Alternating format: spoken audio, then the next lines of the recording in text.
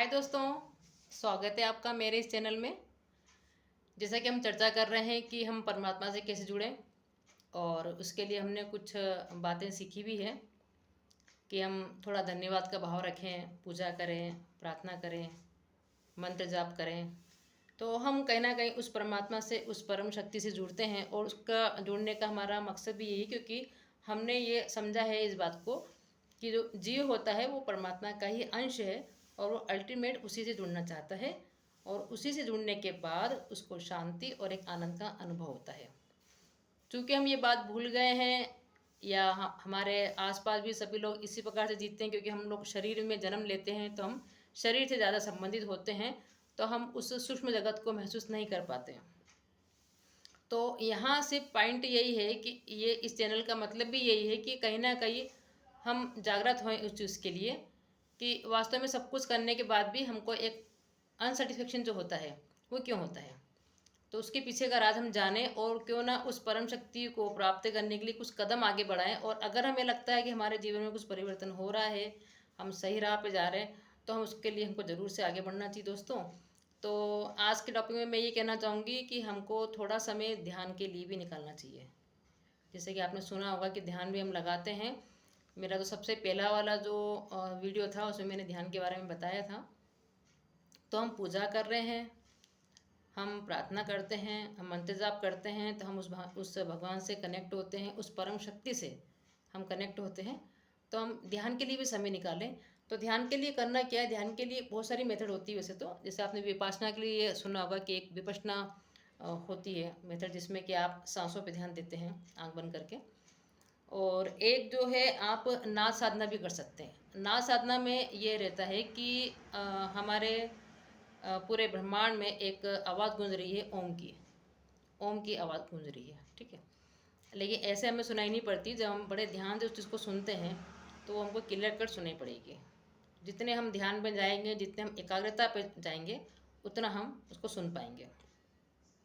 दूसरा, हमें भगवान की जो अनुभूति होती है वो किसी मानव के रूप में नहीं होती, मतलब वो एक प्रकाश के रूप में आपको दिखता है। एक उसकी जो आवाज़ आप सुन सकते हैं एक ओम के ध्वनि के रूप में, ठीक है। तो इसलिए नाम भी अपन ये रखा है कि इनर ज्योति, मतलब कहना कि आप आंतरिक जो प्रकाश है उसकी ओर बढ़ना चाहते हैं। तो उसके लिए क्या करना है आपको, ये जो ईयर प्लग है आप ये भी कान में लगा सकते हैं अपना। इसको थोड़ा सा ऐसा आप फोल्ड करके, ऐसे करके आप यहाँ लगा देते हैं, थोड़ी देर उसको प्रेस करके रखें, तो वो अपने आप ही कान के अंदर से खुल जाएगा। तो इससे क्या होगा कि बाहर की सारी आवाज़ें आपकी बंद हो जाएगी। मतलब कहीं ना कहीं हम अपने अंदर झांकना चाहते हैं, अपने अंदर जाना चाहते हैं। अभी हम लोग बहिर्मुखी हैं, हमको अंतर्मुखी होना है, ठीक है। तो ये हमने बंद कर दिया। हम आंखें तो बंद करेंगे सही, और आप चाहें तो ऐसा एक रुमाल भी अपनी आंखों पे पट्टी भी लगा सकते हैं, और ऐसा मुद्रा करके आप जो भी कंफर्टेबल लगे आपको, पलंग पे बैठना है, नीचे बैठना है, या चेयर पे भी बैठना है, आप बैठ सकते हैं, कोई दिक्कत नहीं है। शुरू शुरू में हो सकता है कि आपको थोड़ी सी प्रॉब्लम जाए, क्योंकि आपके शरीर को आदत नहीं इस प्रकार से बैठने की। तो कहीं आपको खुजली हो रही है, कहीं आपको डिफ़िकल्टी हो रही है, तो वो सब चीज़ों का सामना तो करना ही पड़ेगा। और मन जो भागेगा आपका उधर उधर, वो भी प्लस रहेगा।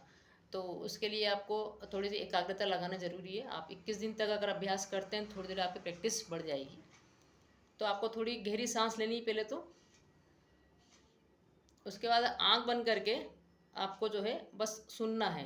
कुछ आवाज़ें आपको आ रही है, थोड़ी तो आपकी हार्ट बीट की आवाज़ आपको सुनाई पड़ेगी, श्वास की आवाज़ सुनाई पड़ेगी, कुछ झिंगुर टाइप की आपको आवाज़ें सुनाई पड़ेगी। बस उस पर एकाग्रता रखनी है। और ध्यान आप प्रकृति के बीच में भी लगा सकते हैं। यहाँ पे भी आप देखें तो शुरू में आपको कुछ दिखाई नहीं देगा, अंधेरा दिखेगा अगर आपकी प्रैक्टिस नहीं है तो। धीरे धीरे आपकी आंखें जो हैं खुद ही प्रैक्टिस कर लेती है, और वो देखने में सक्षम हो जाती है कि वो अंधेरे को भी देख पाती है। एक अंदर की आँख होती है जो कि आपके अंदर को देखने में सक्षम होती है, लेकिन उसको खोलना पड़ता है, उसको जागृत करना पड़ता है। तो वो थोड़ा सा प्रैक्टिस से आता है। तो दोस्तों, अगर आप थोड़ा समय निकालें, आप थोड़ा समय भी अगर करते हैं, और आपको ऐसा लगता है कि हाँ इससे बहुत बेनिफिट हो रहा है, और मैं सारी समस्याओं को हल कर पा रही हूँ, और मैं समझ पा रही हूँ कि वास्तव में मुझे किस ओर जाना है इस जीवन में।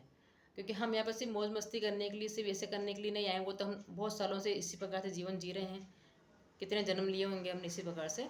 लेकिन जब हम ये सब काम करते हैं, पूजा करते हैं, मंत्र जाप करते हैं, भगवान की ओर ध्यान लगाते हैं, तो ये हमारी पूंजी होती है, ये हमारी संपत्ति है जो जीव आत्मा लेके जाएगी। भाई हमने जो धन कमाया है इस भौतिक जीवन में वो तो हम लेके जा नहीं सकते, मकान है, हमारे बच्चे हैं, जो भी रिलेशन हमने बनाए हैं।